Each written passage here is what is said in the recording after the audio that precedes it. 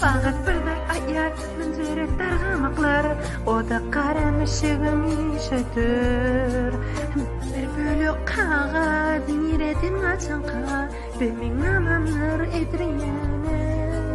Edriyeni yanır, pişik tavlıyar, ol rehmetini çekiptir. Canım hemmeti bana aytyanır, edriyenin ihina bir bit güç vardır. Endi yerden yol sana kömür ötmene, çünken qavatdek tünyen oğlanım.